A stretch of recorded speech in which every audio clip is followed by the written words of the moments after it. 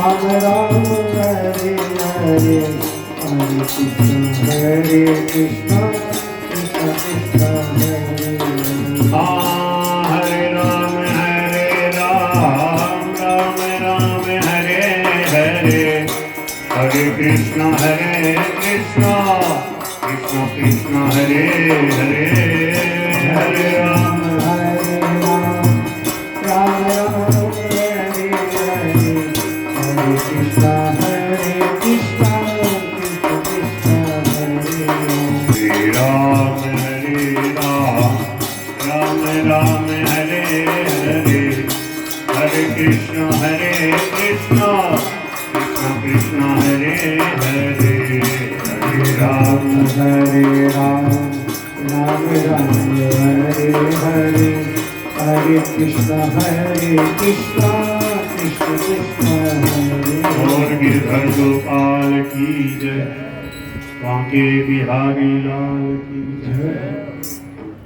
पाए परी आंसू आए, कृपा करी संग लाए।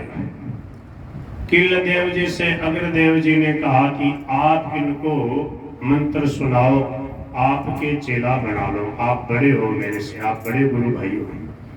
बोले देखो मैं तो ध्यान में ज्यादा रहता हूँ, ध्यान समाधि में लगे रहते थे। बोले तुम प्रकट रूप में साधु सेवा वगैरह करते हो, तुम इसकी देखभाल ज्यादा कर पाओगे, इसलिए तुम ही मंत्र सुनाओ।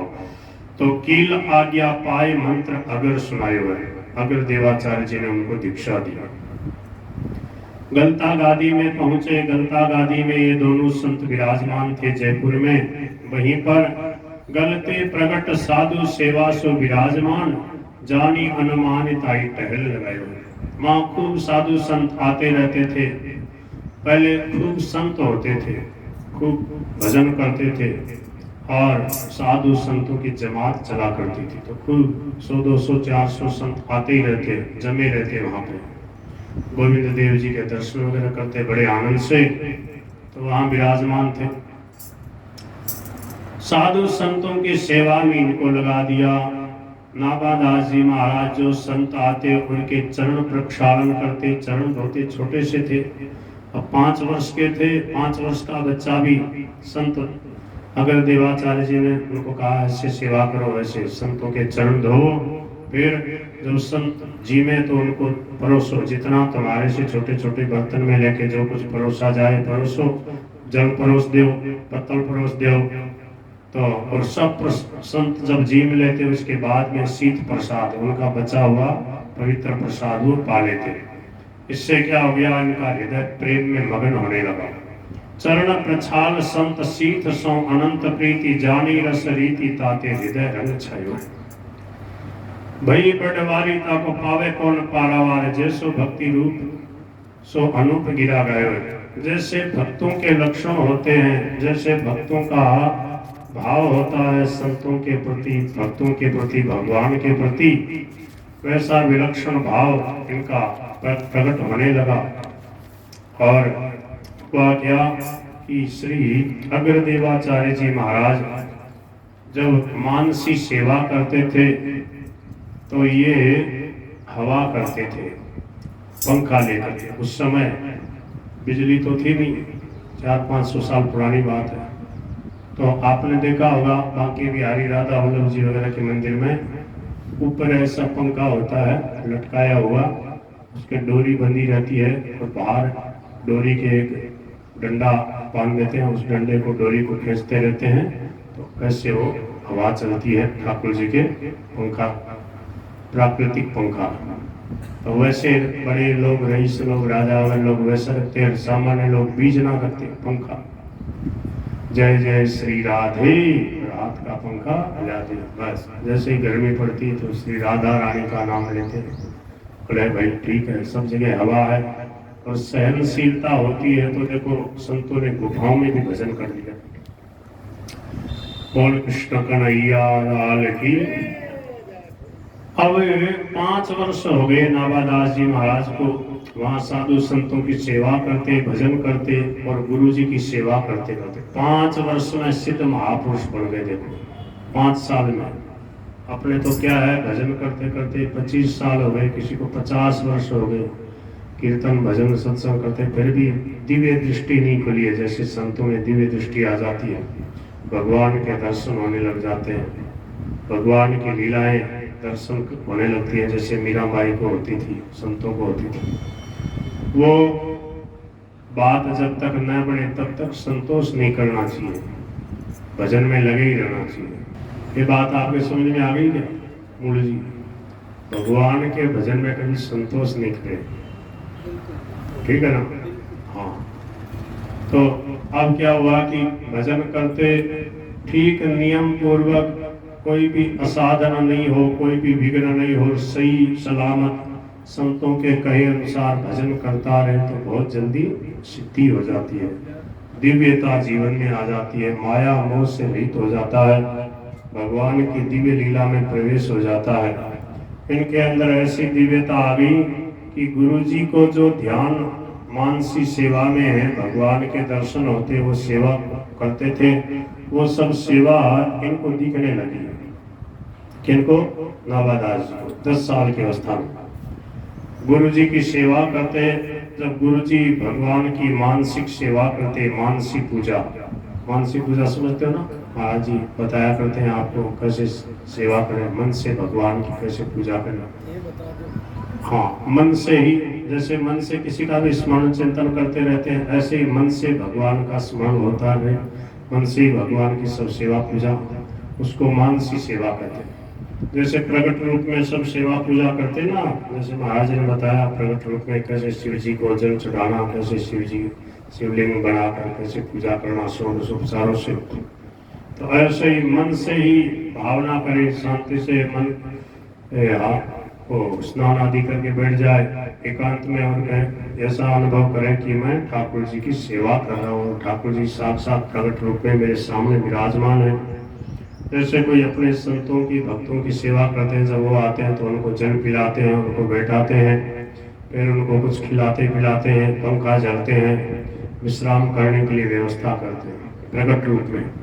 ऐसे ही भगवान की सेवा करें। प्रभु पधारे हैं, मैं उनके हाथ पैर धुला रहा हूँ, फिर उनको जल ठंडा जल दे रहा हूँ, बैठे हैं शांति से, पंखा झल रहा हूँ और पूजा कर रहा हूँ। जैसी जो सुविधा हो अपने पास जो हो उससे पूजा कर दो, प्रणाम कर लो, और अब भगवान के दर्शन कर रहा हूँ, भगवान को माला पहना रहा हूँ, आरती कर रहा हूँ आदि।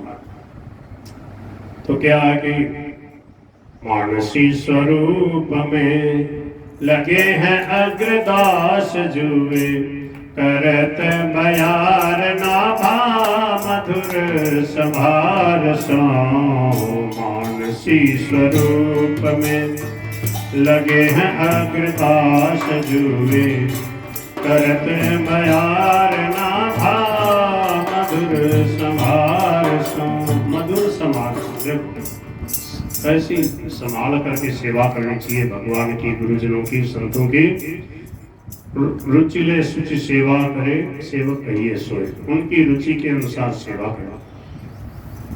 मधुर संभार बड़े संभाल करके धीरे धीरे पंखा झल रहे हैं, और पंखा झलते समय ये ध्यान रखे गुरु जी के टच न हो, कैसे भी हो पंखा स्पर्श न हो, बस हवा लगे और तन्मय होके गुरु जी सेवा करो। सेवा कर रहे थे ठाकुर जी की, सब सेवा कर ली थी। ठाकुर जी को स्नान करा दिया, सुंदर वस्त्र आभूषण पहना दिए और तिलक कर दिया, सब श्रृंगार सजा दिए, चंदन लगा दिया। अब माला पहना करके फिर आगे आरती वगैरह करनी थी।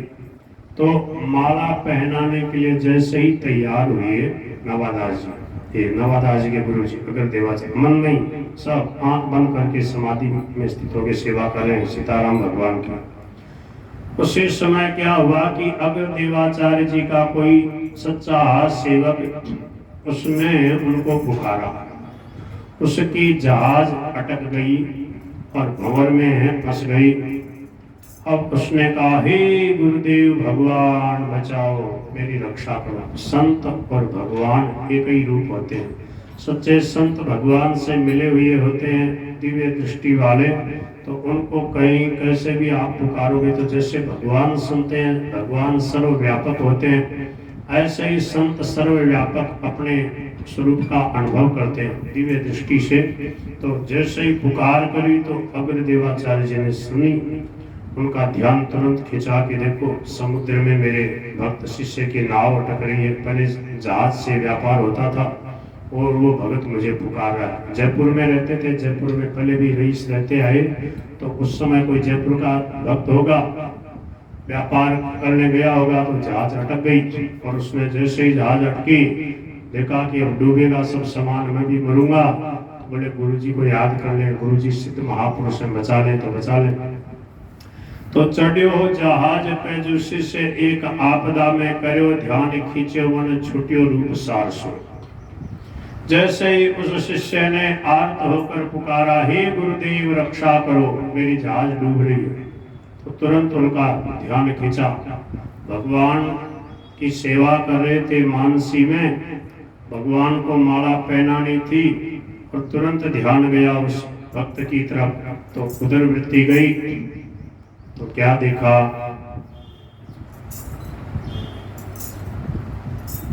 ये जो लीला है ये नाभादास जी महाराज बाहर, गुरु जी तो आंख बंद करके सब सेवा कर रहे हैं, और गुरु जी को ही पता लगा कि वो शिष्य मुझे पुकार रहा है। पर गुरु जी को जैसे पता लग गया वैसे नाभादास जी को भी पता लग गया कि वो शिष्य का जहाज अटका है, गुरु जी के शिष्य का, वो पुकार रहा है और गुरु जी सेवा कर रहे हैं। सेवा से ध्यान अब उधर गया है, और उसको बचाने के लिए गुरु जी भाव में ही ठेठ समुद्र के किनारे पहुंच गए। और समुद्र में जैसे ही गए वहां पर, तब तक क्या किया, नाभादास जी महाराज का अब ये जो पंखा है ना, पंखे की हवा ये सिद्ध हो गई थी।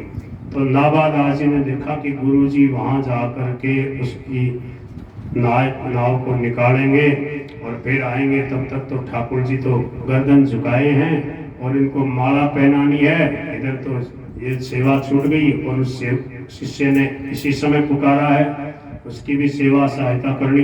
तो नाभादास जी ने ऐसे पंखा एक फटकारा दिया ऐसे, सोई तुरंत अनुकूल वाया वो हवा चलने लगी, और उसकी जो जहाज थी वो भंवर में से निकल करके सही दिशा में चलने लगी। वो बड़ा प्रसन्न हो गया शिष्य के, देखो गुरु जी ने बचा लिया। कहत समर्थ गयो बोहि तो बहुत दूरी, आओ छवि पूरी फिर ढरो माही ताई ढार सो। गुरु जी भी चले गए थे, गुरु जी ने देखा, गुरु जी ने कृपा दृष्टि से देखा, तब तक तो नाभादास जी ने पंखे की हवा से उसका जहाज निकाल दिया। और अब गुरु जी का क्या है कि मन लग गया समुद्र की लहरें देखने में। समझ में आ रही क्या? अब वो उधर जो सेवा थी ठाकुर जी की, उधर से थोड़ा ध्यान भटक गया। भटका क्या, समुद्र को, बोले समुद्र भगवान की विभूति है। देखो गीता में भगवान कहते हैं सरसामस्मि सागर है, देखो कैसी सुंदर इसमें लहरें उठ रही हैं। तो नाभादास जी ने देखा कि ठाकुर जी तो गर्दन झुकाए हुए हैं, माला पहनाई मेरे को, और उधर गुरु जी तो लहरें गिन रहे हैं, समुद्र में कैसी लहरें उठ रही हैं। तो नाभादास जी ने कहा, गुरु जी वापस आइए, ठाकुर जी को माला पहनाइए। कहते समर्थ गयो बोहित बहुत दूर। कहा गुरु जी वो जहाज तो निकल गया, वो तो कितनी आगे चली गई नाव, तो वापस आओ। आओ छवि पूरी फिर ढरो ताई ढार सो। आप उसी मस्ती में फिर ठाकुर जी की सेवा में लगिए, सेवा कीजिए। ठाकुर जी देखो गर्दन झुकाए हैं, माला पहनाइए। अब नाभादास जी की ये वाणी सुनी, मानसी में सिद्धि में जहां पर वो सेवा कर रहे हैं, और वहां तक किसका प्रवेश हो गया, कौन ऐसा है जो वहां की सेवा को जान रहा, पहचान रहा है। गुरु जी ने तुरंत ठाकुर जी के गले में माला पहनाई, प्रणाम किया, और फिर आंख उघाड़ करके कहा कि बेटा अभी किसने कहा था कि वापस आइए। लोचन उघारी के निहारी कहो बोलियो कौन, वही जौन पालो सीते दे दे सुकुमार सो। लोचन उघारी के निहारी कहो बोलियो कौन, वही जौन पालो सीते दे दे सुकुमार सो। हरे राम राम हरे हरे हरे कृष्ण कृष्ण कृष्ण हरे राम राम राम हरे हरे हरे कृष्ण कृष्ण कृष्ण कृष्ण